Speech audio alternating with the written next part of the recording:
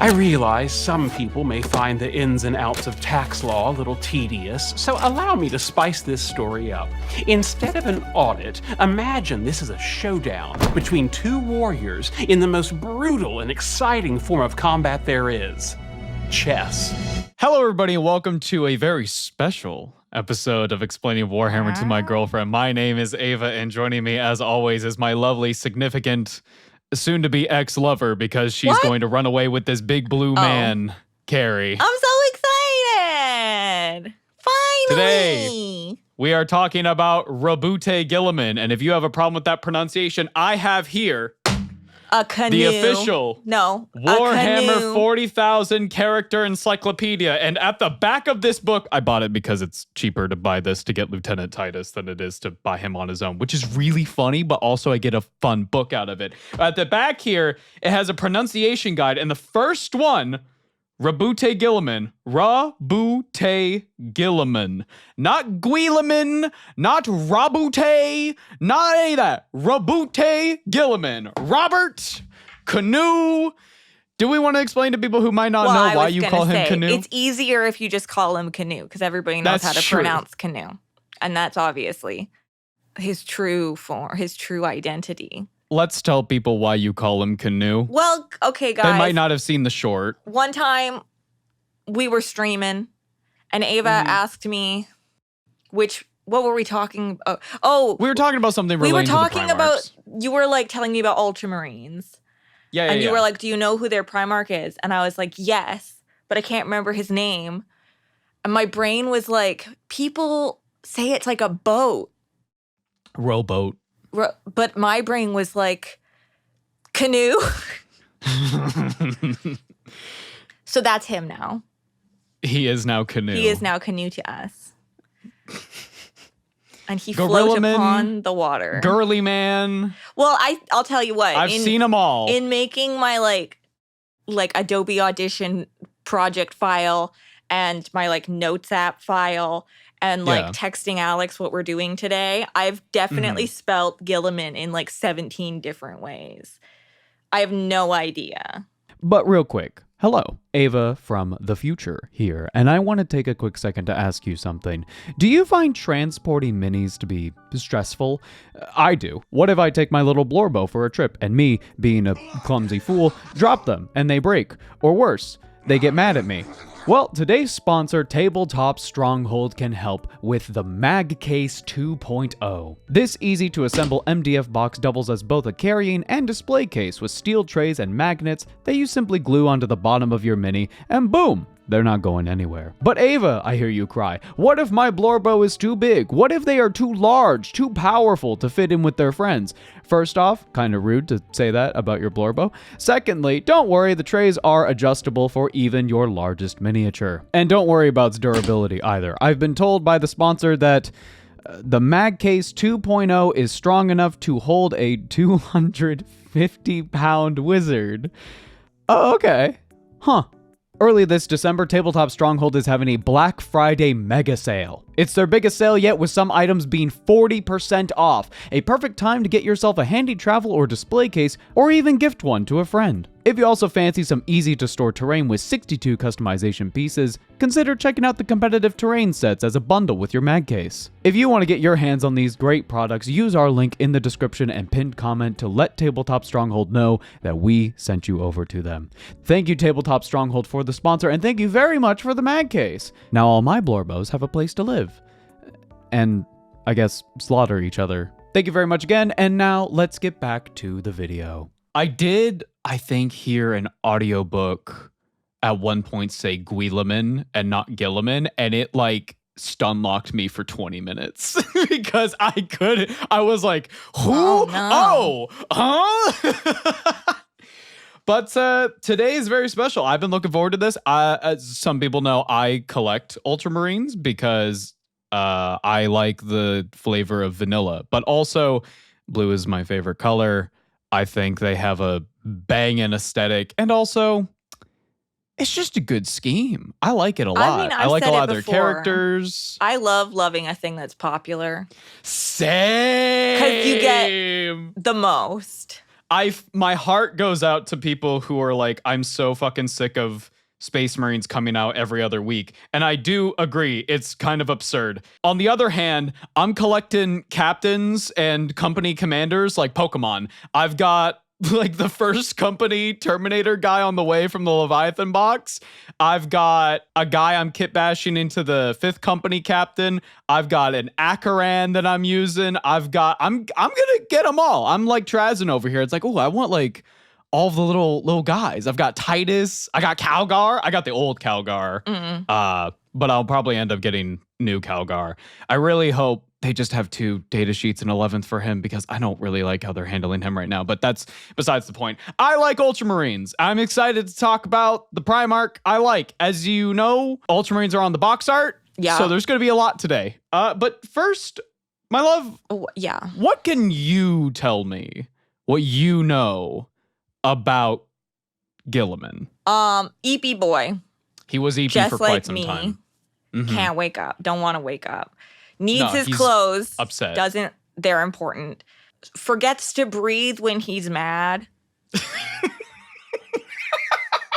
For like an hour and a half while jumping around in space. We're not going to get to that story today, but it is really funny. Yeah. He's so mad, he just goes out and starts punching traitors in the vacuum of space, and he just holds his breath for like 10 minutes. Sorry, excuse me, I choked because it's so absurd. He holds his breath for like 10 minutes in the vacuum of space and comes back in. They're like, "Are you good, Dad?" And he's like, "Yeah, I'm fine. I had to blow off some steam. I'm cool now. I'm chill." Yeah, bro seems to be built different, but also Primarchs abound. Listen, you're a Primarch, you're a demigod. I feel like is kind of maybe, if not MP, then maybe he's the main character in little quotes.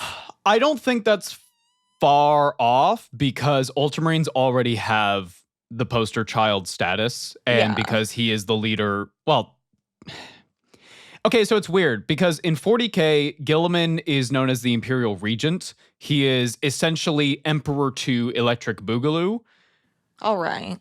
They basically were like, "Oh shit, a Primarch is back. Yeah, you're in charge." Now the High Lords are whatever about it, but he is the Primarch of the Ultramarines, but he doesn't have time to really lead them. Right. So that mostly goes to Calgar. Anyway, I don't know if I would consider him the main character, but he is a major player, 100%. Yeah. Yeah. Also the only one with a girlfriend. Okay, you know I love you. You're the one who introduced this to me. Don't turn around. Like you haven't sent me fan art. I think it's a cute ship, but... Well, and listen, we'll take what we can get. We can take what we can get, but I will... She texts him 2 things. It's, what is it? Like, take off your clothes.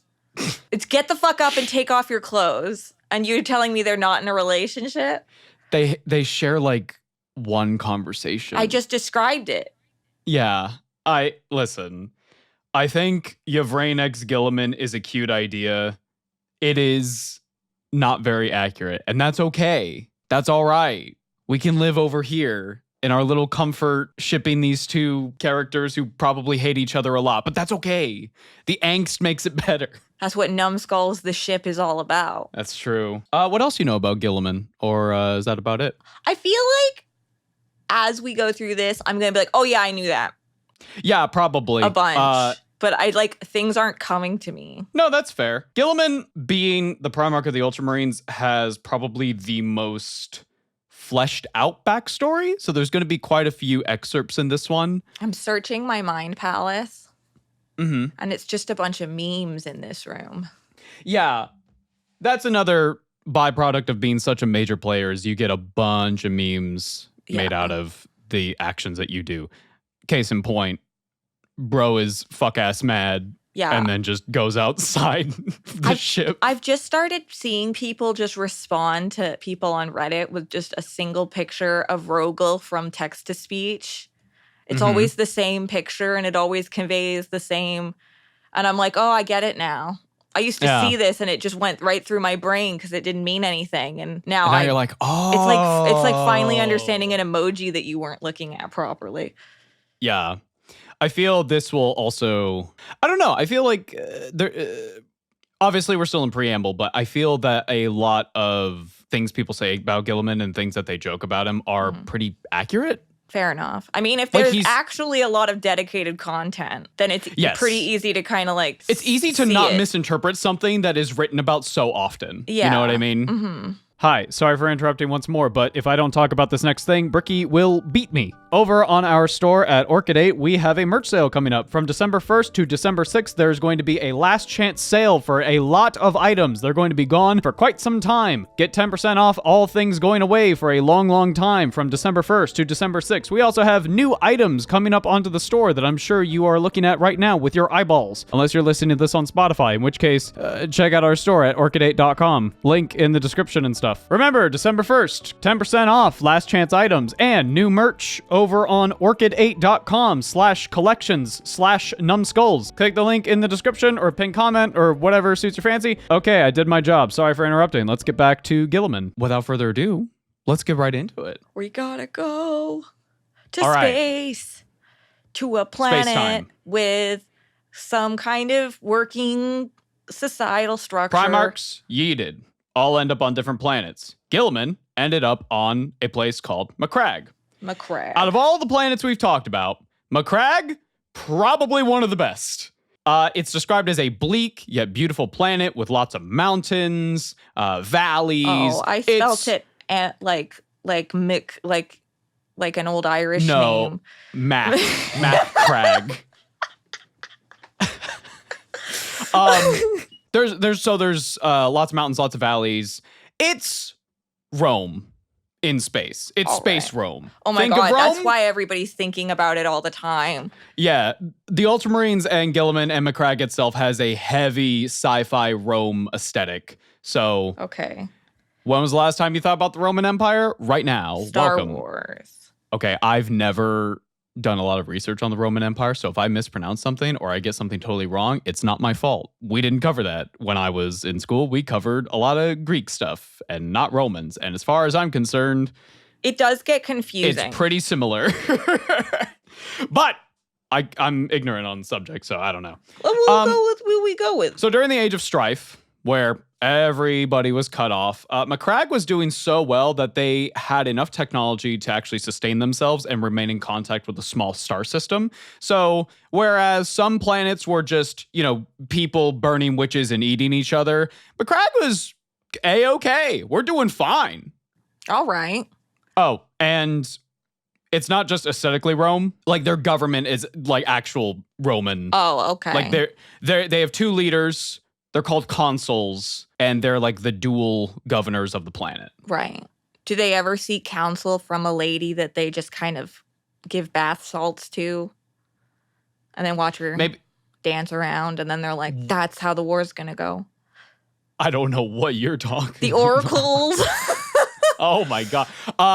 No, but we'll talk about Guilliman's dad and his seneschal all right. in a minute. That's scary. Listen, you'll hold on. Okay. So Macragge, Roman space. Very easy to understand. Not Macragge. Macragge.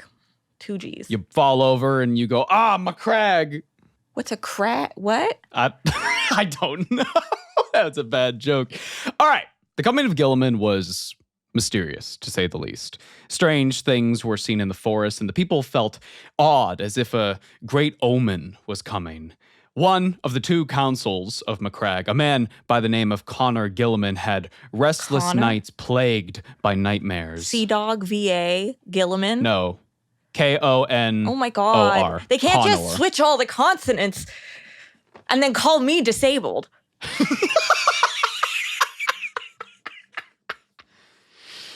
Warhammer 40K is a dyslexic person's fucking nightmare. It's crazy, guys. If you got to read anything I write, just sound it out, because that's how I got there. Sound it out. It's okay. Such dreams as might make a man believe he has lost his mind, or worse, fallen prey to a demon, beset me nightly. It has been 3 months since I spent a night not woken from sleep by a scream so terrible I scarce believe it to be my own. Every night, dark terrors of fang and claw seek to rend my flesh and feast on my soul. The physicians prepare me infusions of lasium root, but they do not help. Until tonight, I felt like I should go mad. But as I dreamed of dark monsters that longed to suck the marrow from my bones, I beheld an armored figure in a molded breastplate of iron, embossed with an eagle polished so it shone like silver. A close-fitting helm of bronze obscured the warrior's face, and he stood with a wide-bladed sword that crackled with powerful energies. The dark beast swarmed around him, but he smote them with his mighty weapon, and as each creature fell, it howled and vanished from sight. As the last beast was slain, the warrior turned to me, and I suddenly found myself beside Hera's Falls in the valley of Lapanis. Spray from the mighty waterfall drenched me as I saw a golden-haired child on the ground. The warrior bade me protect this child, and as I gathered the babe in my arms, I woke, feeling more refreshed than I have in months. Dream or vision, I do not know, but I awoke with a fine mist of fresh mountain water on my face. From the personal journals of Connor Guilliman. The first arc of Berserk is so confusing. So is Guilliman waiting for months and months while everyone's having nightmares at this falls? Or is he gonna land when we get there? Has he landed on the planet? So Connor gathers his personal bodyguards and they go to Hera's Falls, where after searching, they find a pod. And inside of it was a golden-haired baby with a faint, freaking glowing halo aura around him. Connor took the child in as his own and named him ROBOUTE, which means Great One. Okay. So, new kid. Honey, guess what? Guys, you're not going to believe this. Check out what I found. It's very mythological prophecy. Yeah. This is how you get away with an affair. You be like, I was sent visions. I had to go pick up this child. Look, it's glowing. Connor is not married. I should mention that. He's a single guy. Mind. So growing up, Guilliman, of course, he's a Primarch. He's a prodigy among prodigies. He's well taught by masters of every subject, and he surpasses them easily. He grows up faster than any normal child should, and by the time he was 10, he was considered one of the greatest tacticians in history. Oh, no. Connor taught Guilliman the values of a good leader. Above all, that there is strength in kindness. Okay. And to always strive for the good of all rather than the good of one. Something that the other political figures in Macragge fucking hated. Right. From an early age, Guilliman was smart enough to see the corruption in the Macraggian government. I have an excerpt here where he reflects on his youth, specifically about this. I was 5, and my father had taken me hunting. I knew why. Even then, I could read people as easily as I read the military treatises in the Ducalis library. My father had seen me watching his generals and magistrates. He saw how I despised them. The greatest statesmen of the greatest city were idiots, blind to the most important resource on the planet, their own needlessly oppressed people. They were fools and tyrants, and even aged 5, I wanted to tear down the whole hidebound edifice. My father felt the same. I knew he did. But my place in Macragge was precarious, and he was too wise to risk my life on a point of principle. So he took me away, to a place we both loved, to the cold, beautiful foothills of the Crown Mountains, where we could breathe clean air and ease our fury by scrambling over rocks and scree. Away from the Senate, my father dropped the pretense that I was a normal child, and we hunted together as equals. He laughed. He got as the he you're always adopted. Sorry. He laughed, as he always did, at the sight of my unfettered strength, proud of his strange little son. But then, when I saw him fall, grimacing at a gash on his arm, a dreadful truth hit me. We were not equals. We never could be. My father was not like me. The man who taught me about life was not destined to live. The flash of crimson on his tunic stalled my breath. One day, Connor Guilliman would die. He would leave me behind. Leave me with the fools and the tyrants. In that moment, I became the child I usually only pretended to be. Tears filled my eyes, and I placed my hand over his wound, wishing it away. He laughed, shaking his head, not in mockery, but reassurance. He took out a coin and handed it to me. His face was minted on one side, and Council Gallen's was minted on the other. He closed my hand over it, squeezing it tight. Feel its strength, he said. Strong as I was, I could not crush the metal. The coin is Macragge, he said. Beautiful and unbreakable, made to outlive us all. And while there is a Macragge, I will be with you, ROBOUTE. My virtue is the virtue of Macragge. My strength is the strength of Macragge. This is not just my home, ROBOUTE. It is my soul, and it is my family. And it is your family, too. Macragge will endure. Macragge must endure.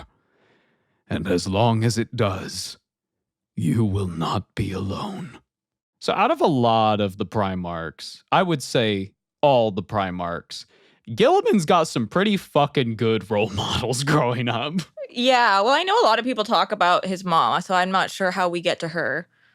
Oh, we're mentioning her next. Yeah, no, I figured. I wanted to focus on his dad first. No, totally. Connor's a good guy. Yeah. It's interesting to, obviously he's like a super genius, but it's interesting at 5 years old to not just have like a clear actual understanding of death, but to like comprehend that you in some way know about like your body and what you've observed comparing yourself to the world. I think it's a good... will like you will have a different experience than that other being that looks like you, potentially. I think it's an excellent demonstration to illustrate how weird the Primarchs are. Yeah, I mean, like, there are full-on adults that can't conceptualize their own death, like, properly, or the death of their loved ones. Like, that is actually quite an emotionally intelligent thing to be able to do. And, so, again, like, to me as a person, who studies psych, like, that is just another example of him being... Guilliman's very smart. Yeah. He's very smart. But it's also interesting because, like, it's specifically something that he's noticing about another person. We're already seeing him have empathy. Like, even though obviously we're learning that, like, this is what Conrad is instilling. Connor is instilling. That'd be a very different relationship. You should kill them all, Guilliman. Obviously, Connor's parenting choices and method, he's trying to instill empathy in Guilliman as like a core value. Kindness, yes. Considering other people and not, just going for a singular person or goal. But like it's actually taking effect, which like children at 5 years old struggle with understanding that other people are really other people. But now your child is a demigod. Yeah. So it's just fascinating. And it's, refreshing in the sense of I'm glad to see somebody with that inkling go into the story because this story needs it. It's not very often we get a Primarch that has like empathy at all. But also hearing the way that he's just thinking about this single loss that he knows he will eventually experience that is very far away. This is gonna hurt. Yes. Like this, I'm a little concerned. Like at least when you see a lot of the other guys, like, yeah, they're a little damaged, but now they've got their walls up so they can kind of protect themselves, right? Yeah, once they have lost something, they like almost drastically change. Yeah, when you grow up with the challenging world, you learn how to fight back early on. So it's interesting to watch somebody observe that the world will be challenging before they've actually faced that challenge. And again, that is something that takes incredible empathy to be able to learn, which is rare in a child. It feels like one of the most humanizing moments I've ever seen from any Primarch's childhood or backstory, where it's the most one of the most human things of just this person I love will one day die, and that terrifies me. Yeah. And I don't want to be alone. I wrote down that it wasn't clear when he has that reflection if he's expecting himself to just be particularly long-lived or immortal. Because the way he words it makes it sound like he thinks he's immortal. So Primarchs naturally have like a weird inkling where they kind of know that they're different. Different. Yeah, they know that they're not normal. Yeah. And I could be totally wrong, so feel free to correct me in the comments, but I'm pretty sure Corvus Corax, Mr. Raven, he's very long away. I believe even as a child, he comprehends languages, and he hears somebody talking, he goes, "Oh, you're from Terra." And then he goes, "What's Terra?" Interesting. Like they're pre-programmed to kind of know things already. Who are Armin and Mikasa? Who? Who? This guy's crazy. That's crazy. Naming yourself after a bird? What the hell? Yeah, it's like there's already like concepts in their brain. Maybe not like examples. Also, all the Primarchs are a little warpy, so maybe there's like a little bit connection. We also know in some way they are like physically related to the Emperor, right? Yes. So there has got to be maybe that in some way imbues some they're kind of memory. Essentially clones. Yeah, so maybe, I mean, if you've seen Evangelion, you've seen some clones have some memories from some not thems. There's an excellent quote that I'm definitely going to misremember here, but I'll put it on screen if I remember. But it's basically a character reflecting why the Primarchs eventually went onto the heresy and why they hate each other so much at that point. Right. And the reason why is because they're all the Emperor. Yeah, they're just like the different parts of him. Yeah. Generally speaking, and I've mentioned this before, people who are similar don't like each other. They hate each other. Yeah. Yes.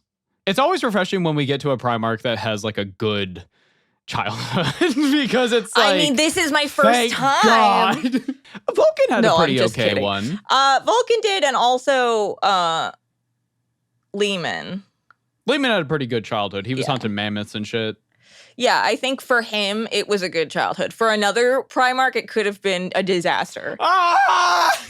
Conrad, get outside in the cold and no. I know. No. So we talked a bit about his dad, and this isn't the last time we're going to mention him, but let's talk about his mother figure. I just got a really funny image in my head of baby Angron chewing on the ankles of a mammoth.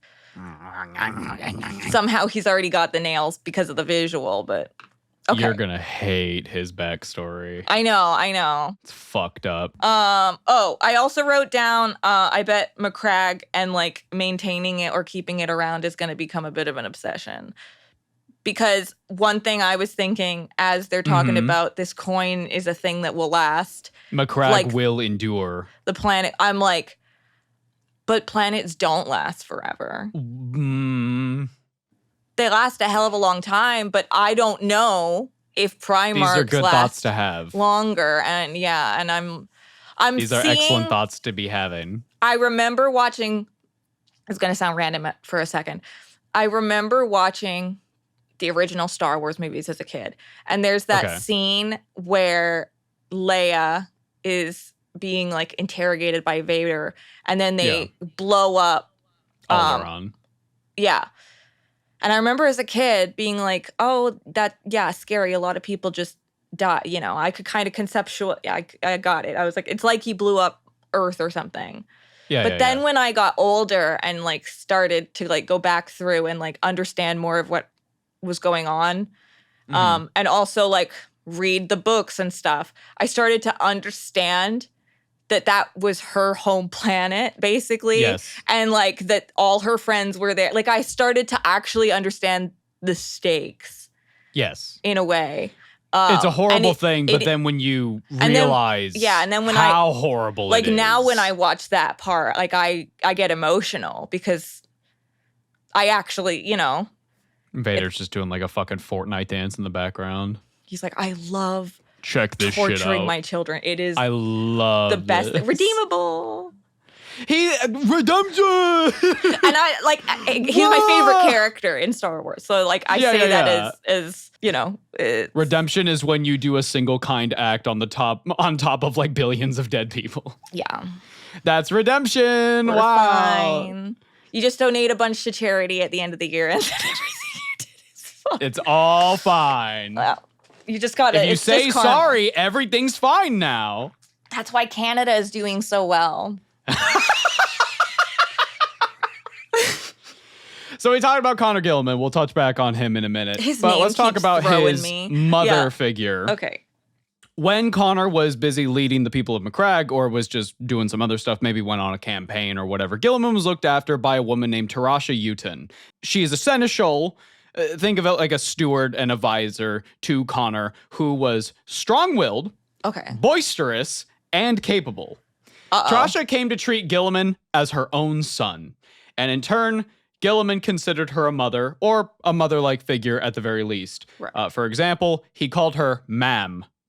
M-A-M. So, cute. Mom. Yeah. When he had a problem. Like a supportive, familial, adult female caretaker in his life. When Gilliman had a problem, the first person he went to, it wasn't Connor, it was Tarasha. Right. He'd be like, Mom, I got a problem. I got to talk about this. And she'd be like, what is it this time? There's hair growing on my legs. She's like, that's normal, sweetie. It's okay. But also in the other place. Oh, that's normal, sweetie. Don't worry about it. Oh, you do have one of those. Good to know. No, I refuse to believe this. Yeah, so Tarasha, she loves Gilliman. No, yeah, that's very sweet. That's her kid. It's a little, found family. That's very She cute. will go literally anywhere with him, even if it's a battlefield. She's like, yep, I'm there. I'm your advisor. I demand art of them going to a theme park. Just this giant wee. Oh, he's winning her all the prizes and carrying them all. Yay. Yeah, no, they absolutely love each other. So we have this little trio. Yeah. Connor's the dad. Tarasha's the mom. We live an unconventional family. If I recall correctly, at one point when Gilliman was quite young, he was having a bit of a temper tantrum. And Tarasha was like, Gilliman, go to your room. Right. And he was like, ugh. And he walked to the door and slammed it so hard. Now, this door, because it's fucking Roman space, it's made of like the finest metals and it's got like embossed and engraved details and everything. And he broke the fucking door.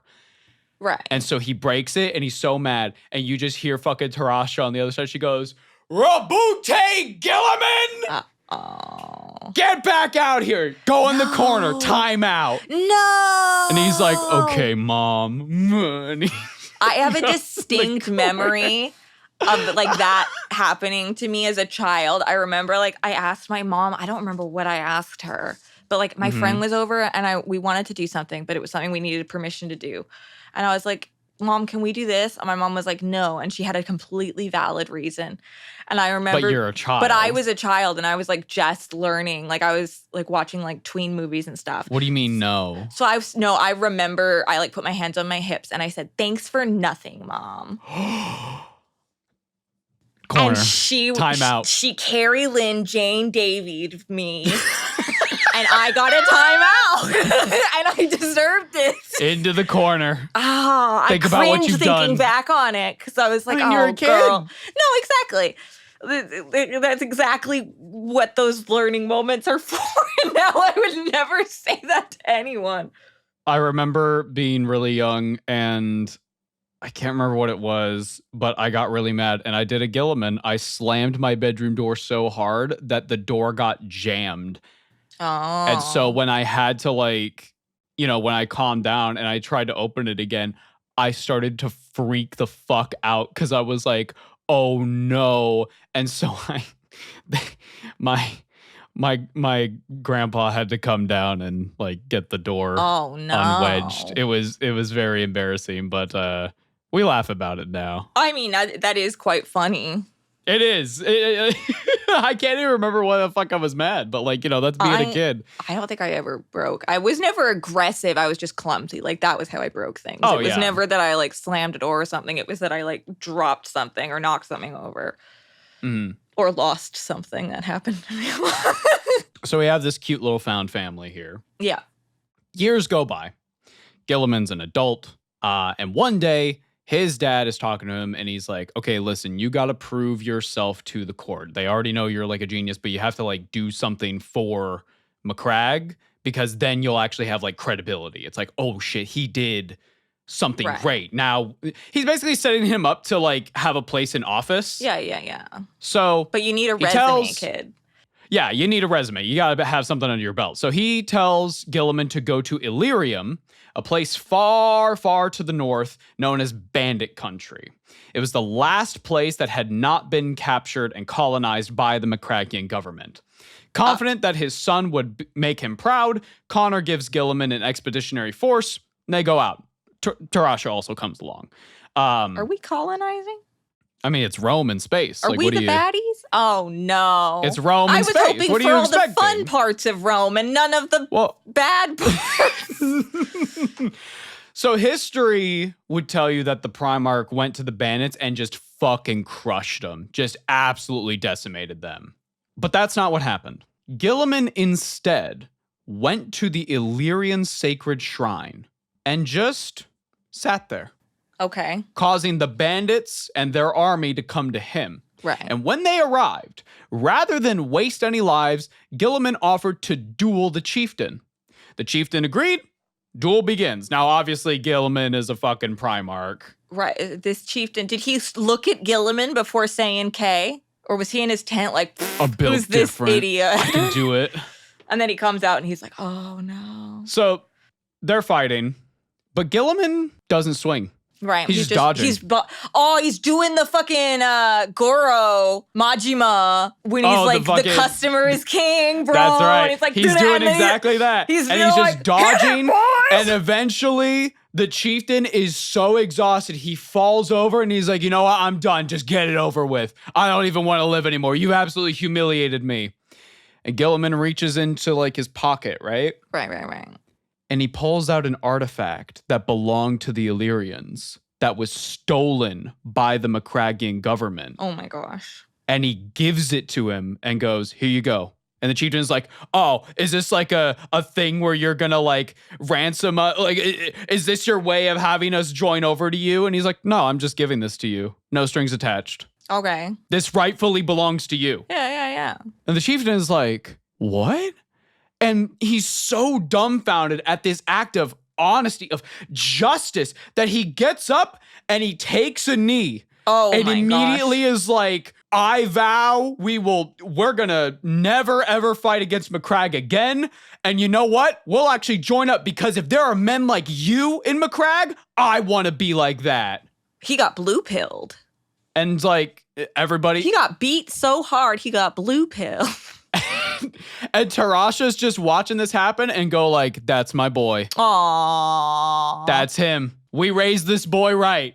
That's nice. She's like, oh my gosh, look, honey, the ballet lessons so paid off. I told you they would. Obviously. All that musical theater, look at him pop and lock. So, resounding success. Hell yeah. So he gets in. So on their way back. He writes on his resume, fix the rest of the world. Uh-oh. You've written, why is this section just called tragedy? Like the name, Tragedy. McCragg. Why is that a picture of like a city on fire? McCragg was ruled by two consuls, Connor and Gallon.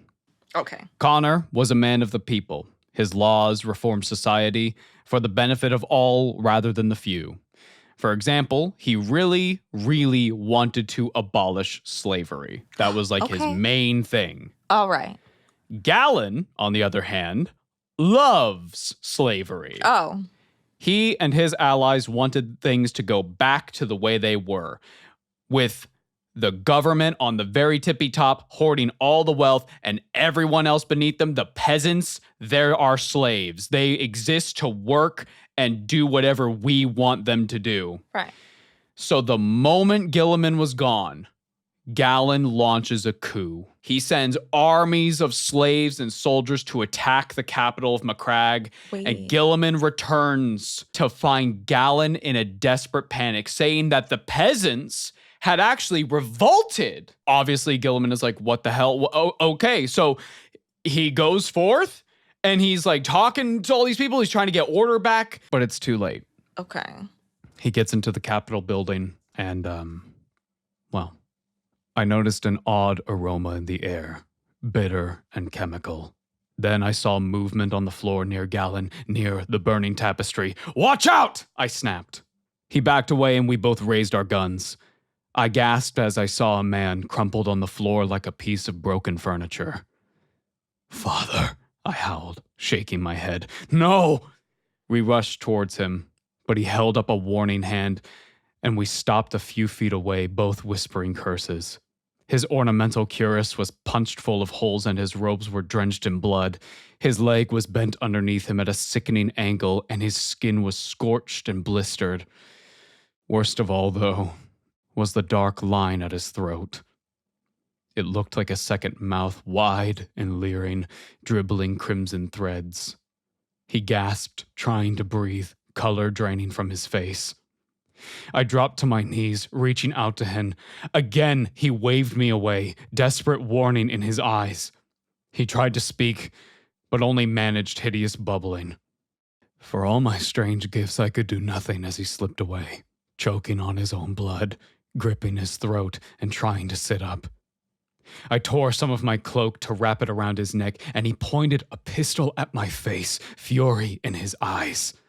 "Who did this?" I gasped. But he did not seem to register my words. When I stopped trying to touch him, the anger left his eyes, and he tried to reach for something on the floor. I grabbed it. It was a coin. It must have fallen from his robes when he fell. I tried to give it to him, but he shook his head, indicating that I should close my fist around it. I gasped as I understood what he was doing. He was reminding me of the day in the mountains. The day when he handed me a coin and promised I would never be alone. "No," I howled. But he was still pointing a gun at me, refusing to let me approach. Galen put a hand on my shoulder, but I shrugged him off, gripping the coin so hard it buckled. For nearly a minute, my father lay there, gun pointed at my head, warning me not to touch him. Then his stare hardened, focusing on somewhere only the dead could see. I stood and stared at Connor's corpse. I was electrified by rage, every inch of me taut.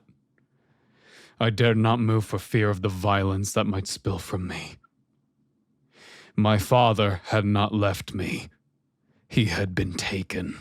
So Guilliman goes to his private chambers to cool down and to think, to process what happened. And then suddenly, assassino! Big assassino. Assassino! Naturally, Guilliman, immediately disarms them. Yeah.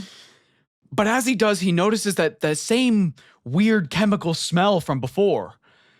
And he realizes that the assassin was the same one that killed his father, and his blade was coated with a poison. Okay. Meaning, his father didn't want to risk his son being infected by what killed him. And that's why he had the gun pointed at him. That's why he was like, don't fucking touch me. I figured that they were across some space from each other, and it was if Guilliman runs to help, he's going to expose himself. No. So his mind goes back to the coin that his father made him pick up, and he's looking at it, and he flips it around, and he sees something not normal. Now, usually, does it on these coins, on one side it's Connor, on the other side it's Galen. Okay. But this coin was Galen on both sides. Interesting. And so Guilliman knew now that this was all planned out, and he knew exactly who was responsible. And so he gets up and he makes his way to the Senate. So they were already printing money as if Galen already had this whole thing planned out. And the second Guilliman was gone, he was like, all right, time to launch a coup. Right. I see.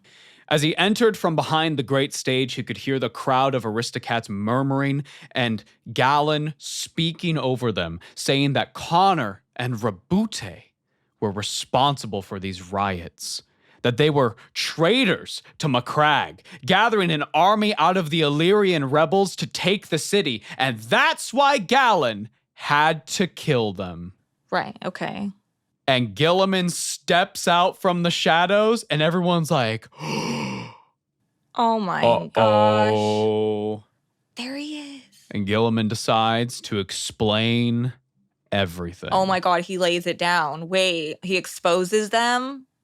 My father never lied to you. Whatever is happening today is nothing to do with him or his reforms. Nothing meant more to him than this Senate. And he grasped truths lost on men like Galen. A tyrant's power is brittle and short-lived. It dies with him. But a state that frees its people grows more powerful every year. Each new generation has more to fight for than the last, more reason to serve. We can arm Macragge with the loyalty and faith of our subjects. We can make it invincible. Galen's face was purple with rage. Idiots! Yes, I killed Connor. And who do you think I did it for?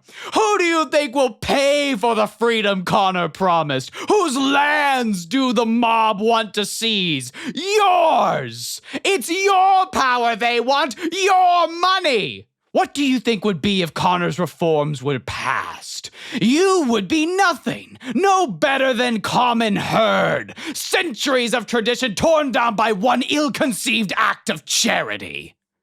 He turned to Guilliman. What right do you have to come in here making threats? You don't belong here, boy, and you never did. Where did you even come from? Do you even know who your real father is? You're lucky I didn't kill you when... At that moment, Guilliman realized how tightly he was gripping the knife that killed his father. Oh. Everyone's eyes were on him, waiting to see what he would do next. Truth be told, Guilliman wanted to do it. He felt pain, grief, and rage just overwhelming his senses. But he knew that if he took Galen's life, the people would see him as nothing more than a monster. What felt like minutes go by. Nobody says a word. And then Guilliman loosens his grip on the blade and steps back from Galen. It is not the job of a single man to pass judgment, he said to the crowd. It is the job of the Senate. Macragge is greater than any of us. Galen killed my father, but I would rather see him go free than tear this council apart. If you would have this man as your consul, then so be it. But you heard him lie to you. He has admitted it without shame, and you must choose your course of action quickly. Silence reigned, until a distant aristocrat deep in the crowd cried, "Traitor!" Oh. More join in, crying in anger, "Traitor! Traitor!" Galen at first is like, they're calling Guilliman a traitor. But the second that these soldiers come on stage and grab him, he's like, wait, what the fuck? Wait. Galen is taken away to prison, where eventually he would be put to death. Oh, damn. If you're a traitor, that's what happens, man. Don't be traitoring. An aristocrat then approached Guilliman on the stage and said, "I don't know where you came from," he said, "and I no longer care. I have never heard a truer son of Macragge. Your father lies slain, and you have just spoken calmly and clearly in the face of his murderer. You put the needs of the Senate before your own pain. You are an example, ROBOUTE Guilliman, to all of us." Guilliman shook his head, but before he could say anything else, the people bowed to him. Stunned, Guilliman watched, only able to whisper to himself the words of his father. "Macragge will endure." The acoustics of the hall snatched his words and cast them across the crowd. "Macragge will endure," replied 500 voices back. Damn. So the next few years go by, and Guilliman had Macragge prosper like never before. Gallon and his co-conspirators were found guilty and, as I mentioned before, put to death for treason.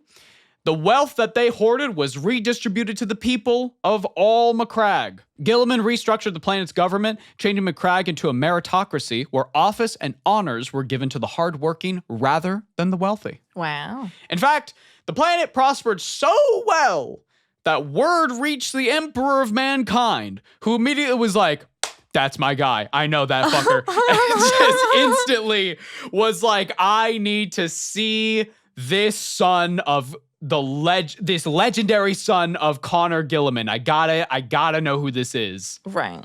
When the Emperor met Guilliman, he was so impressed with what he had accomplished. Wait. You didn't. Yeah.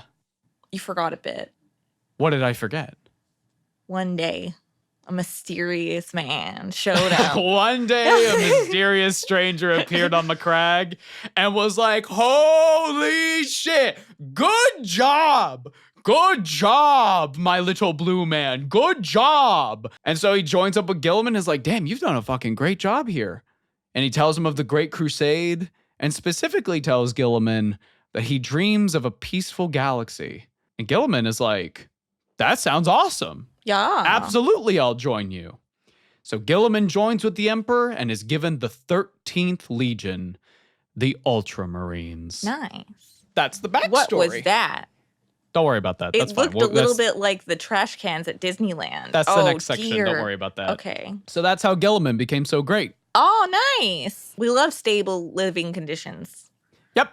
And then A meritocracy where the wealth is shared, not that's hoarded. great. Oh, yeah. Man, what a concept. Guilliman loves planning. That's like his big thing. He loves strategy. He loves planning. So him being the head of a government is actually fucking perfect. Right. Yeah. Because he's got his like just stacks upon stacks of papers. And he's like, fuck yes. He's organizing all of them, putting them into categories. It's his favorite thing. That's where he unwinds. I need him in my house for like 3 hours. Yes, he's just gonna figure out your whole fucking life in that time. I need it. He's gonna be like, all right, here's your actionable steps. I have a 12-step procedure. It'll take about 2 weeks in total to do all this. And I have all of these marked out by day and also by hour. That would be amazing. That would be fucking amazing. So how do you feel about his backstory so far? I mean, Well, I I guess wrote down that is this his feels a backstory. little bit like a Disney movie. Mm-hmm. Like especially like tragically torn away from a parent Mm-hmm. and then coming back and like being able to show restraint. Yes. You show not only that you are powerful, but your power does not come from violence. It comes from your actions, your words. Mm-hmm. I really love that moment because it does come full circle to like everything Connor had taught him. Yeah, I mean, it's very like Legally Blonde. It's very like, ooh, bitch, you just told on yourself. Oops. And it's very satisfying. Yeah, I killed him. But like, look at this guy. He's so big and muscly and weird. We don't like him because he's different. Did you say you killed him? What'd you say? What? Yeah. That was like 2 minutes ago. Don't worry about that. Anyway, so like I should be the leader. Right. Let's talk about the Ultramarines. All right. So the Ultramarines are the 13th Legion of Space Marines. Okay. They're named after the Ultramar subsector that Macragge is in. Basically, the region of space is called the Ultramar system. They are not called Ultramarines after the color, or rather pigment. Were they originally, though? No, Okay. they are not ultramarine. They're more of a cobalt blue or like navy, and depending on some art. But it's also, their name doesn't come from the pigment. It comes from the fact that they are Marines. Okay.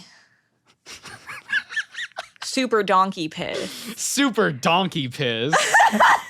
I have an embarrassing story behind that. When I watched Princess Mononoke, there's a part where the guy in the dub goes, I'm sure we can play just that clip. this tastes terrible. It's like super donkey piss. And for all my life, I was like, yeah, there's like big giant boars and stuff. What is it? Super donkey piss. Yeah, something like that. Yeah. And in my mind, I'm like, yeah, this is like a setting with like weird giant animals. I'm sure there's a super donkey out there. And Right. one day I was sitting with Carrie and I was like, yeah, it's really weird that in Mononoke, the guy says super donkey piss. I'm That's just like a in really the kitchen weird. making lunch, and suddenly this pops up from the living room, and I think about it for a second, and then I'm like, I think he was saying was it soup or was it donkey piss? And I Because said, it tasted no. so bad. And I said, no, that can't be. And then we pulled And up then the we clip. played the clip, and I went, oh. Oh no. Yeah, it happens. Oh. So the entire community has had that experience with these guys. Ultramarines. Yeah, okay. Yay. That's fair. So back in our Horus episode, I talked about the Sons of Horus / the Luna Wolves, and I said that they were the jack of all trades. That was not accurate. You lied to me? No, I was just wrong.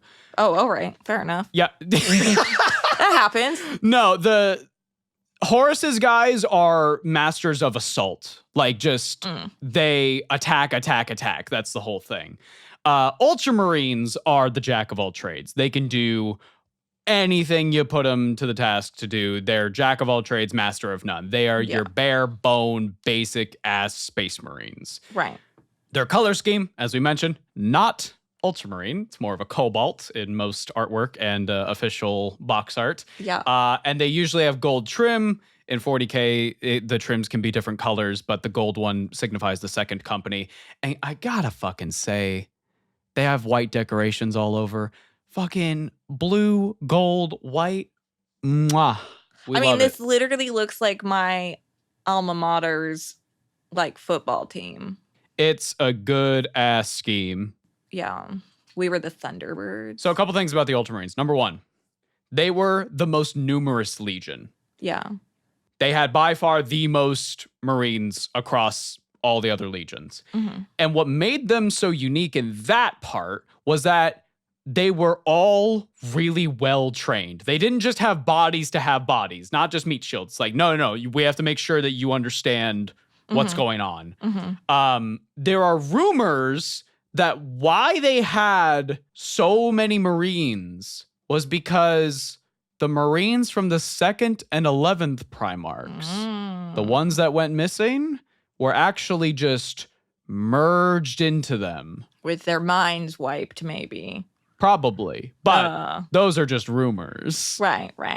So, other than Horus's Luna Wolves, the Ultramarines conquered the most planets during the Crusade and also did not leave a planet or a system until it had a good defense system and a government that's first priority was the well-being of its citizens. Mm-hmm. Also, sometimes they would leave like an Ultramarine there to be like an advisor. Mm-hmm. So just imagine like a planetary governor just sitting there and behind them is just this giant fucking blueberry just going like, hey. So, we all agree that slavery is cringe, right? Yes, of course. Okay, good. Yeah, I'm glad. Mm-hmm. You can see the like staff Christmas photo. He's not even in frame. It's just like his fucking torso and legs. He's got like some Christmas lights around one arm. He's got a thumbs up. Yeah, with a tiny glass of eggnog in his... My Primarch, we're doing great over here. You keep doing your good shit. And he's like, I love my sons. Flipping through the cards. Guilliman's leadership and tactical skill allowed for the Ultramarine missions, for the missions that the Ultramarines went on, to have as little casualties as possible. Remember, Guilliman, his whole thing is plans. Mm-hmm. And number one in his mind is like, how can I do this without losing anybody that doesn't need to be lost? Mm-hmm, mm-hmm. Horus once described that the key difference between Guilliman and some of the other Primarchs is that when he saw the number of troops on a screen, Guilliman understood that those were people. Mm-hmm. And ultimately this, in Horus's opinion, made Guilliman the superior tactician amongst all of the other Primarchs. Right, that makes perfect sense. Because like Perturabo would look at that number and look at the mission and go, yeah, 5,000 troops die. That's fine. As long as we win, that's okay. Yeah. It reminds me of before Gandalf was sent down to Middle-earth, when he was still like hanging with all the gods. Yeah. He was told he was selected to go down and deal with Sauron being a problem. Being Sauron. Yeah, he hesitated and he said, "I don't want to go. Like I fear Sauron." And the response back was like, "Yeah, that's exactly why you need to go." Because you're not going to take arrogance. him fucking seriously. Yeah. And if you think about it, out of everybody who was sent, like Radagast, Sauron, who actually got it done? Who fulfilled the mission? Gandalf. It was Gandalf. His fear. Didn't the Blue Wizards like go on like a Doom guy? They just went to Mordor and was like, "I'm gonna kill so many." And just got lost in the side quest. They're in fucking Mordor going they're like, "I don't know where I am. Sword. They don't know what they're doing. But I know I must kill." They've been paying their sub this whole time, but nothing's gotten done. Why are you still level 40? What the fuck are you doing, man? All their crafters are all the way up. The market board, the amount of guild they've got, it's just crazy. So to reflect the tactical genius of the Ultramarines in Heresy and 40K, the main mechanic when you play as Ultramarines is you get more resources to do reactions. So I'll use Heresy as an example of this. Mm-hmm. Usually you get like 3 reactions, give or take some changes here and there. Usually you get 3 reactions per turn, right? Okay. Ultramarines can I believe, replenish reactions. Yeah. And also, I think they can have 5. So the idea is, whereas like somebody playing like Blood Angels or somebody is just raw charge in, right? Right. Yeah. Somebody playing Ultramarines is like, "Oh, you moved your troops there. Okay, well, I'm going to use a reaction on this troop to attack these guys, and then I'm going to redeploy this tank to over here." Like, you are playing the game, right? Right. It's you get like an extra turn, like, or 2, basically. Essentially, it sounds like. Yeah. I believe in 40K, if you bring Guilliman and Calgar, you can just get command points back. I don't remember exactly how it works, but a current meta, from what I understand in 10th edition, is, yeah, you're bringing Calgar and Guilliman. Why are you not bringing them? Because they're just really strong on getting back command points, and command points can be really powerful. This is why it stresses me out to do character builds in D&D. Because somebody will be like, "Well, why didn't you just use the cantrip? It does the same thing as the spell at the different level." And I just freeze. Because I'm like, I've done everything wrong. Everyone's laughing at me. No. The funny voice I was going to do is actually really annoying. No! Yeah, so I feel Ultramarines, both in 40K and Horus Heresy, I think reflect how they operate in lore really, really well. Right.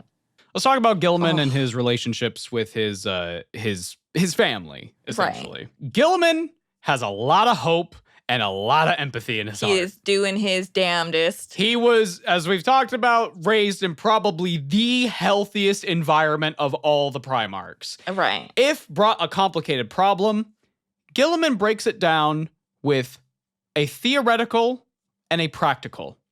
A theoretical is an assessment or hypothesis based on the given facts of a situation, and the practical is the appropriate action to take. All right, that makes sense. Assess the problem and this is the main idea behind all of Ultramarine tactics. Do you remember when we played Space Marine 2? Like, occasionally Titus will ask things like, "What's our theoretical?" or "What's our practical?" Yeah. And I was too busy laughing. Magazine out, magazine in. Fucking Decimus, my boy, my beloved. I love you, Decimus. Oh, he's so funny. Oh, it's so good. But yeah, that thinking, that practicality works out really well. And that's why they can be so successful on the battlefield. So after Guilliman joins the Great Crusade, he brought Tarasha with him. Aww. Because that's his mom. And she's like, I'm not going to just stay here and just live out the rest of my days. I'm going with my boy. That's my guy. Yeah. That's my son. And her role basically was to just do what she always did. Be there for him. Be an advisor. If Guilliman did something stupid or couldn't see something that was right in front of him, she would tell him without hesitation. Yeah. And he would always listen and just acknowledge what she thought. And oftentimes would go with what she suggested because it was a smarter plan. Mm-hmm. Do you think she ever got out the shoe? No. No. In private, he would go to her in his chambers and he would talk about his misgivings, and she would always listen and would affectionately call him her boy, and he would call her mom. But like out in front of the troops, it's like you got to keep it more professional, right? Yeah. But in private, they're like, "Hey, mom." Yeah. "Hey, my boy, what you doing?" One time, there was a moment where he was taking a nap, and she walks in and is like, "Guilliman, you have to wake up." Why? And he's like, "I'm tired. Can I have 5 more minutes?" She's like, "You literally have an empire to run. Oh my God. I'm sorry." You need to wake up, bro. EP, man. Can't make good choices if EP. He also, I think in that same conversation was like, "Dude, I don't fucking trust the lion." And she's like, "Yeah, he's suspicious, but he's also your brother, so you have to fucking get over it." That's so mom-like.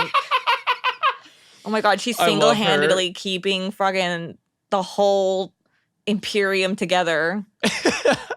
I love Tarasha. She's awesome. Oh. As for his new dad, good old Empy. Yes. He never ever saw him as a father, and also never fully trusted him. Right. Because let's face it, the Emperor, even with people who love him, absolutely, he does some fucking crazy shit. So we just started playing Red Dead Redemption on stream. And not an hour in, I was like, I don't trust Dutch. We won't say any spoilers. I have a plan, Malcador. I was like, he seems like kind of nice on the surface and stuff, but like, I don't know, man. I don't trust him. And then later on, we were talking to a friend and they were like, I couldn't believe you clocked it so quick with Dutch being like a not trustworthy person. And I was like, well, he kept saying things that were not true. That's true. Yeah. He kept being like, yeah, I totally know what we're doing. Or like, I killed that woman and it was totally warranted. But I won't explain why. And then like, everyone else was like, it was really fucked up that Dutch did that. And he's like, nope, totally okay. I had to do what I had to do. And I'm just sitting here being like, sometimes people just tell you who they are, man. Like, yes. But it's like, that loyalty, that faith that blinds you, because it's also like, well, I mean, what else is there, right? Everything else? Well, with the Emperor in particular, it's like Guilliman felt that way. He's like, I don't really trust a lot of the actions that you take, but I do agree with you in the core of this Great Crusade. The idea of the Crusade is really appealing. Yes. The idea of, oh yeah, we'll live in harmony and it'll be great, and you know, we'll go back to the great old days, right? Right. But then you look at the actions of the Great Crusade, and it's just genocide. And Guilliman sees that, and he's like, I don't know sometimes. Yeah, no, I mean, it's like, listen, everybody thinks that cheaper groceries sound great, but where are they? Yeah. So, like, he would have these problems and, like, go to his mom and be like, I don't know, he's really messing with me. And she's like, yeah, but, I mean, what are you going to do? He's, like, literally a god. Mm-hmm. And I can only assume especially when the missing Primarchs went missing, that only emboldened, like, I don't know. Mm-hmm, mm-hmm. Well, it's just more sus stuff. I don't know about saying no to dad. Arthur, don't ask questions. Just put dynamite on the train tracks. It'll be fine. Yep. And also his voice is not okay because he's always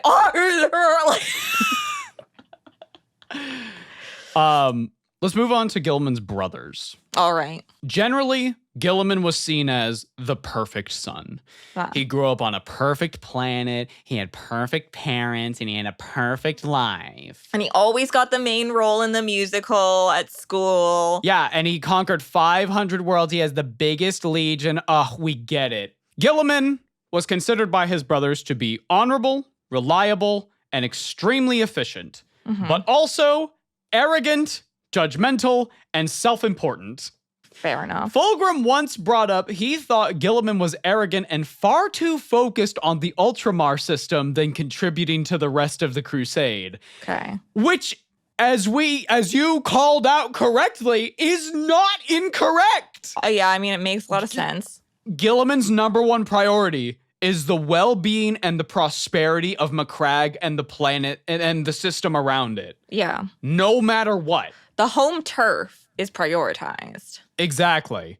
Even if Tara was being attacked and also Macragge was being attacked, yeah, he's Guilliman going. would probably go to Macragge. Right. This is something that we'll talk about more when the heresy actually happens. Yeah, Smile. Yeah. No, I'm seeing like Batman villain Horace has like his mom with like a bunch of dynamite and a switch on Macragge being like Horace doesn't do that. right. Yeah. Okay. See, this is Conrad, on the other hand. yeah. This is how we're. I can't wait for that moment. Oh, But we'll no. get there. No Okay. spoilers in the comments. It's really cool. Shut the fuck up. Oftentimes, a lot of negative opinions of Guilliman were steeped in a lot of jealousy. Right. Because, again, he had the perfect life compared to a lot of these other Primarchs. Mm-hmm. And a lot of these other Primarchs were like, well, why the fuck don't I get anything? Mm-hmm. And honestly, the core of it really comes down to MP plays favorites. Yeah. Guilliman brings you 500 worlds and Lorgar brought you 2. It's like, oh, Guilliman, my precious baby, my good boy, I consider you to be my real son. Yes, I mean, I don't play favorites. Looks over at Horace and Guilliman. It's you two, and it's you two by a lot. It's the whole discussion of privilege, like Yes. if somebody is born with all these resources, Mm-hmm. they're going to have a head start, and they might also be exceptional and well deserving of any accolades or praise, but it is frustrating living in a world where not every, people have different starting lines. Guilliman, at best, greatly admired his brothers, and at worst, didn't really care for him. He was judgmental. Let's make that very clear. Guilliman is really judgy of people, especially when it comes to their results. Right. Where Guilliman would conquer like 5 planets in a month, and he would see like someone like Fulgrim maybe conquer 2. He would be like, come on, man, you gotta try a little harder than that. I bet he's got immaculate side eye. Oh, absolutely. Somebody does something stupid, and it's like Emiru in her live stream about the TwitchCon being like. But also, it does make sense in a lot of ways why he was judgy to a lot of his brothers. Because he would like look over at like the Iron Warriors in Perturabo and be like, so why are you just like throwing them into a meat grinder? It feels like you're just sending troops to go die. Mm-hmm. And Perturabo would be like, nuh-uh. I mean, one of the drawbacks, arguably, of privilege is that you don't have the perspective that others might have. This is a big thing. Yeah. Mm-hmm. Guilliman, I would say... Others also don't have your perspective, but, like, that's where the miscommunications often are. I would say Guilliman at times would try to see things from his brother's perspective, but on a lot of cases, he couldn't comprehend it. For example, the Night Lords and Conrad Kurz could not fucking comprehend it and would just be like, you suck. And even if you can comprehend something, it doesn't mean you can excuse it. Exactly. I could take 10 Benadryl and still not say certain things on social media. That's true. Guilliman had a number of his brothers that he called the Dauntless Few. He thought these are brothers that he was like, I can always come to these guys with any problem and they'll get it done. They are by far the ride or dies. most. Yeah, these are my ride or dies. Yeah. It was Rogel Dorn. Got it. Sanguinius. Yeah. Leman Russ. And Ferrus Manus for their reliability and their strength. Yeah. Guilliman knew that if he combined his Ultramarines with any of those Primarch's legions, they could win any fight. Right. This does not mean, though, that the Dauntless Few got along. As we mentioned in the Ferrus Manus episode, there's a moment where Fulgrim goes up to Ferrus Manus and is like, Guilliman, like, really values you, right? And Ferrus is like, I don't give a fuck what Guilliman thinks. I do not give a single fuck. Yeah. But yeah, he probably liked the Dauntless Few the most out of all of his brothers because... Yeah, no, I mean, they were they're crew. His ride or die. Yeah. The entourage. They're popping in like the inner Senshi, and they all probably have a pose. Let's go a little bit into the relationship with one of his brothers that we'll probably focus more on this brother's episode because they have a bit of a unique relationship, and I think it would be better to talk more about it in this other character's episode. Let's talk about Lorgar Aurelian. All right. Guilliman said about Lorgar once, "He is so changeable. Oh. He is so prone to extremes, Oh, no. eager to please, quick to take offense. There is no middle to him. He's so keen to be your best friend, and then at the slightest perception of an insult, he's angry with you, furious, offended, like a child. If he wasn't my brother, he'd be a political embarrassment and an impediment to the effective rule of the Imperium." He has a cluster B personality type, it sounds like. Lorgar and Guilliman are complete fucking opposites. Yeah. Guilliman also took a lot of issue with Lorgar's ability to add to the Great Crusade, as Lorgar and his Wordbearer Legion were the slowest at conquering worlds. And overall, whenever a situation would arise where they would be together, he would just kind of be like, I don't really want to be around him right now. Listen, I've already decided we're not going to get along. I think it's just going to be better if you and I just don't interact. Right.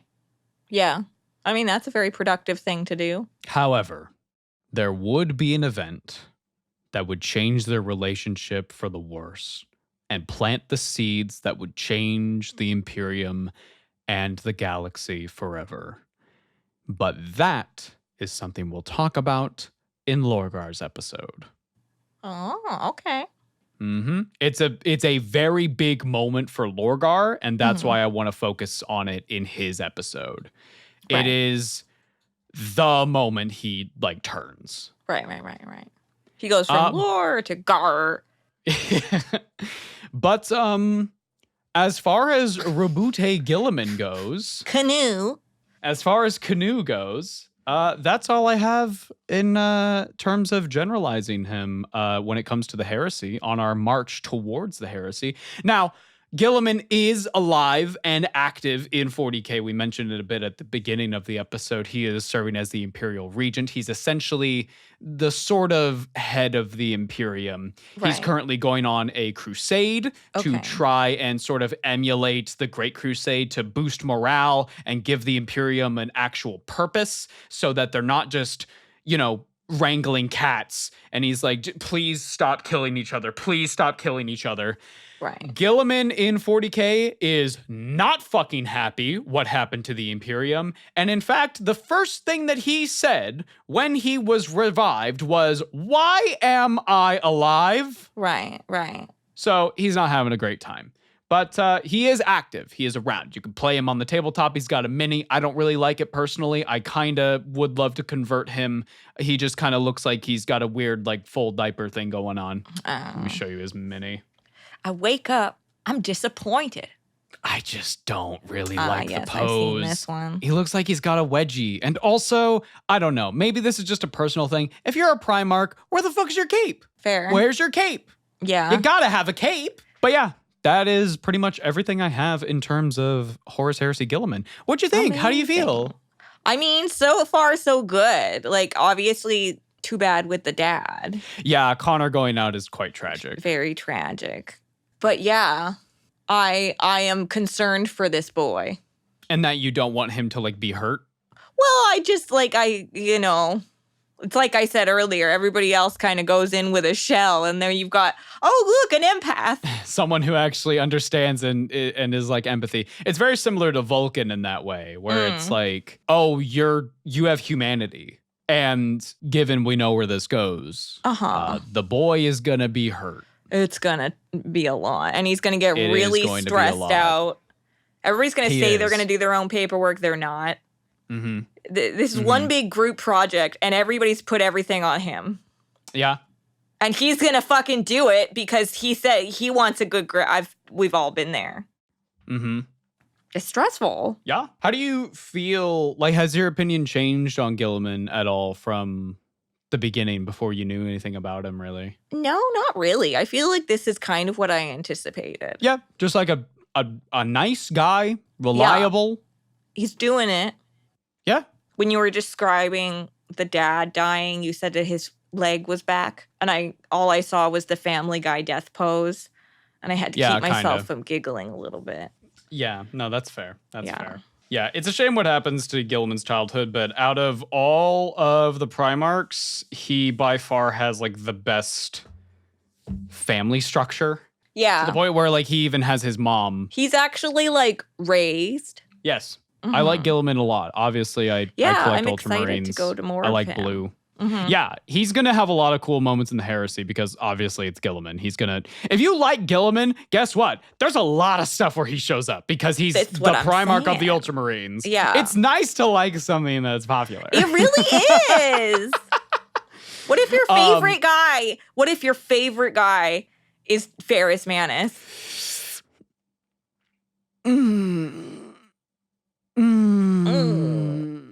Don't like it.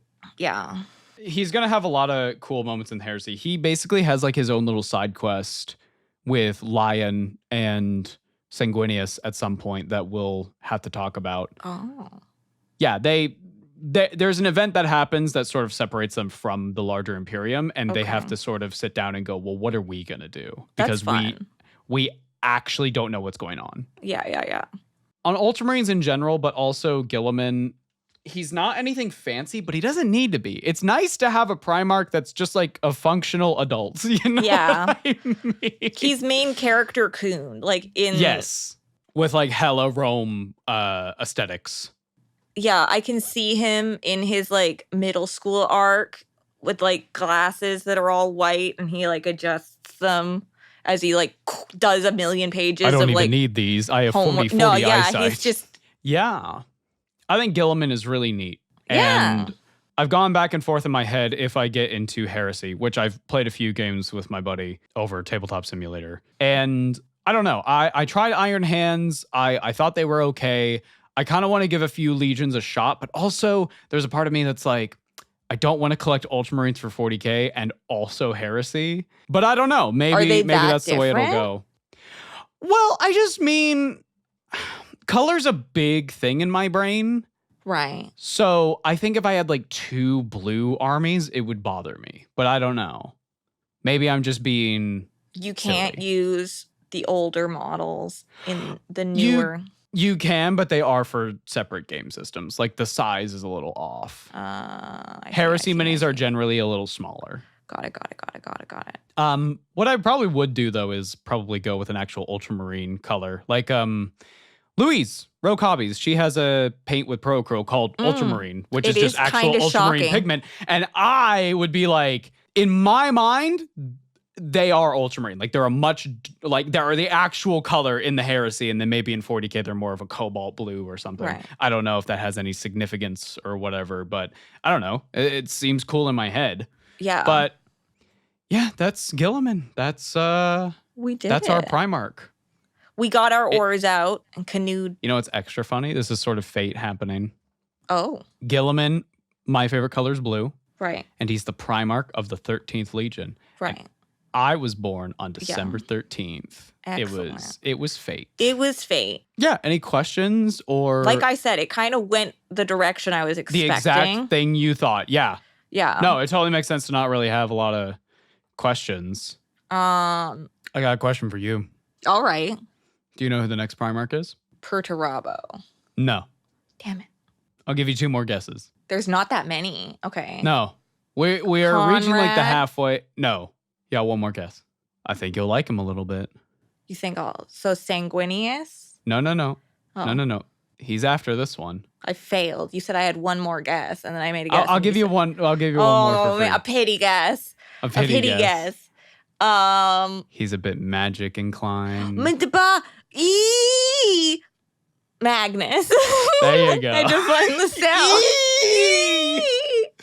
Magnus the Red is the next Primarch. But before Magnus, we're going to have a bit of a shorter episode next on the Sisters of Silence. Oh, here's my impression of one of them. Anathema Psychana. That's a good impression. Mm-hmm. She's nodding. She's smiling. They don't smile, though, so like... You can't tell they're wearing like helmets. They're totally smizing. they're like sticking their tongue out underneath and stuff. Yeah, so next episode is going to be Sisters of Silence, followed by Magnus the Red, talking about Sweet. his backstory. Excellent. Yeah. If you want to read a book that features Guilliman quite heavily and is like considered the heresy book that makes a lot of Ultramarine fans and just like a good book in general, I've heard wonderful things about No Fear. Okay. Yeah. I think it's from the little parts that I've read via legal PDFs online. I think it's a great representation of Ultramarines and what they're all about. Mm-hmm. They're kind of perfectionists in a way. Makes sense. Like, Guilliman's detail oriented, so yeah. My mind goes to a part in, I can't remember if it was in No Fear or if it was in another book, but Guilliman is deployed. He ends up on this base where there's a bunch of Ultramarines, right? And he sees a guy who has a banner and he makes a note going like, oh, your armor is like really maintained. Good job. Mm-hmm. And the Ultramarine just, he salutes and he's like really, really happy. And Guilliman goes to work. And then the next day he comes back and the dude's armor is reflective because he's polished it so much. Oh. And Guilliman is like, hey, listen. Right. I think you're trying a little too hard. And the Ultramarine like huffs and gets offended and goes, my Primarch, I am an Ultramarine. Trying hard is the point of us. And Guilliman just kind of smiles and goes, you know what? You got a point. Oh, no. My whole thing is that I'm a tryhard. What do you mean? Wow. Gets one compliment, makes your fucking armor to like a mirror. Holy shit. I guess. Listen, when they feel really big. They feel so much in their heart. But yeah. Oh. Hey, if you made it this far into the episode, thank you very, very much. We appreciate you. If you could, please consider giving a like and leaving a comment to help us with the algorithm. If you want to give us some monetary support, head on over to our Patreon at patreon.com/numbskulls, where you can get some really cool behind the scenes stuff. You can hang out with us on Discord. We usually have community game nights. If you want to hop down and see us on a stream sometime, you can check us out over on Mondays, Wednesdays, and Fridays on YouTube and Twitch. Yeah. Please look forward to the next Sisters of Silence. The next episode on Sisters of Silence. I can talk today. I've been talking all day. Not the other Not sisters. Battle. No. No. Sisters of Silence. They're the ones who hang out with the Custodies, but they're not affiliated with the Custodies. They're like Could these co-workers. guys be the brothers in blue? The bros. Ultramarines? What? The Ultramarines? Yeah. The boys in blue. The Blue Brothers. Owie. Thanks everybody for coming on by. We'll see you in the next one. Yeah. Don't Goodbye. forget your life jackets when you go canoeing.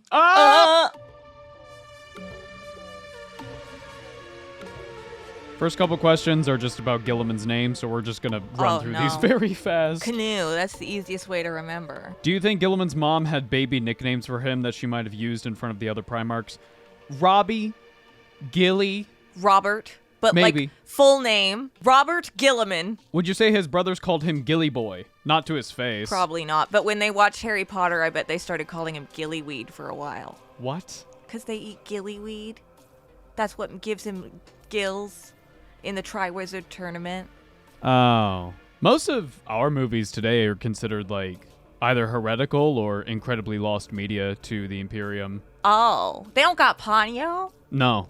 That's sad. Favorite Guilliman name misspelling? Girly Man is pretty good. However I do it. However, I think every time I type it in, it's different. Mm-hmm. I found out today that in Dark Tide they pronounce it Guilliman, and I crashed out. I think they might be talking about the guy from Fallout. Guilliman! Guilliman! Do you think Guilliman was annoyed that Kurz essentially just stole the Ultramarines' color scheme blue and gold and just deepened the saturation? It's like Kurz stole Guilliman's homework. He stole it bar for bar! But no, actually... he added red. Well, actually, The Night Lords have always been a very deep blue and silver. Gold is more of a thing later, so they're actually blue and silver, and with like a lot of like crimson, deep crimson red. But I'm sure they didn't really care. Also, the colors were mostly determined by the Emperor at the start of the Great Crusade, and some of the legions kept their colors and some of them didn't. And, you know, it's very dependent, but I'm sure Guilliman didn't really care. Do you think the Emperor can see more colors than us? And thus, probably to him, this is all really well thought out, but to us, we're like, why are half of them blue? How do you think Guilliman felt when the Emperor introduced the 13th, and instead of a cool name like Iron Warriors or Dark Angels, he learned his legion was the blue ones? Yes, I know this name is in a reference to Ultramar. This is funnier. Well, actually, the Ultramarines before Guilliman came into the picture were called the Warborn, so actually Guilliman is the one who named them the Ultramarines, which, knowing what we know about him, makes a lot of sense, because he doesn't seem that creative. But imagine walking into like an established military or something with a branch of guys that are called something like, I don't know, fighters, and you're like, okay, but my guys are the Ultra Fighters. They're from Ultramar, so they're the Ultramarines. Yeah, Guilliman's kind of judgy, and he's kind of full of himself, but that's fine. Guilliman had his dauntless few, brothers he knew he could always trust. What do you think they got up to in their hangout time? Pachinko. They were probably pretty cordial to one another. I don't see them really, like, arguing or anything, other than Ferrus Manus, because he didn't really give a single solitary fuck about what Guilliman thought, so... I want to see their, like, early 2000s basement with, like, a GameCube. The LAN party. Yeah, and, like, a couple of posters on the... What posters do you think... Well, they don't have movies now, I guess. They don't got Guilliman's the talkies. Just reading a book about statistics. But he's got a cover over it to make it look like an Archie comic so that his brothers don't make fun of him. Oh, he doesn't care. I think he cares a little bit on the inside. A teeny tiny bit. He's like, I don't care, and he turns around to single tear. Here's a question from Destructive Midnight that I think could be a full video topic. If the Primarchs were in a high school AU, what would be their extracurricular / subject of study? Oh. This should be... This answer would be too long. This answer should be a full video, so we're not going to answer this here. We're about to get into Dress Up Darling. We'll answer this in maybe a stream bit or maybe a full video. But we got our final question here from Caked Up. What are some other explaining blank to my blank friend series you have in mind, and how are the ones already mentioned coming along? Well, we want to do... It sounds naughty when you say it like that. Explaining blank to my blank. Well, we want to do Digimon. We want to do Trench Crusade. Those are the two alternative, not Warhammer ones that we have in mind right now.